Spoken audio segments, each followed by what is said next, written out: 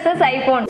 இதுல என்ன சந்தேகம்? ஐபோன்ல இல்லாத கிளாரிட்டியா? இப்படி போன் எடுத்தோமா ஷூட் போனோமான்னு இல்லாம எதுக்கு கஷ்டப்பட்டு கேமரால வாங்கிட்டு? இங்க தான் ஒரு பேசிக் இன்ஃபர்மேஷனை நீ தெரிஞ்சுக்கணும். மொபைல் போன்ல இருக்க சென்சாரை விட கேமரால இருக்க சென்சார் பெருசு. டிஎஸ்எல்ஆர் கொடுக்க முடியற அளவுக்கு குவாலிட்டியோ கிளாரிட்டியோ ஐபோனால கொடுக்கவே முடியாது. சரி அப்படியே இருக்கட்டுமே, ஐபோன்ல கால் பேசிக்கலாம், மியூசிக் கேட்டுக்கலாம், சோஷியல் மீடியான்னு எல்லாமே இருக்கு. கேமரால முடியுமா? அதே தான் நானும் சொல்றேன். மொபைல் போன்றது எதுக்கு? கம்யூனிகேஷனுக்காக. ஆனா போட்டோகிராஃபி வீடியோகிராஃபின்னு வந்துட்டா ஒரு டிஎஸ்எல்ஆர் தான் பெஸ்டா இருக்கும், ரியல் கேமரா தான் பெஸ்டா இருக்கும். சரி, குவாலிட்டியான அவுட்புட் கிடைக்க கேமரா தான் வாங்கணும். ஆனா ஐபோனை விட ரேட் அதிகமா இருக்குமே, இப்போ என்ன பண்ணுவீங்க? நீ ஒரு ஐபோன் வாங்குறேன்னா எவ்வளவு ரேட் ஆகும்? என்ன புதுசா வாங்கினா ஒரு 60,000, இதுவே ஒரு லைட் யூஸ்னா 45K வாங்கிக்கலாமே. ஆனா ஒரு பேசிக் லெவல் டிஎஸ்எல்ஆர் உன்னால 15,000க்கே வாங்க முடியும். ஆமாங்க, ஒர்த்தி 10ல கேமராஸ் 15,000ல இருந்தும் லென்சஸ் 3000ல இருந்துமே ஸ்டார்டிங். எல்லாமே டாப் பிராண்டட் தான். இது பத்தின டீடைல்ஸ் தெரியணும் அப்படின்னா பயோல வெப்சைட் லிங்க் இருக்கு, நீங்க கிளிக் பண்ணி பாருங்க.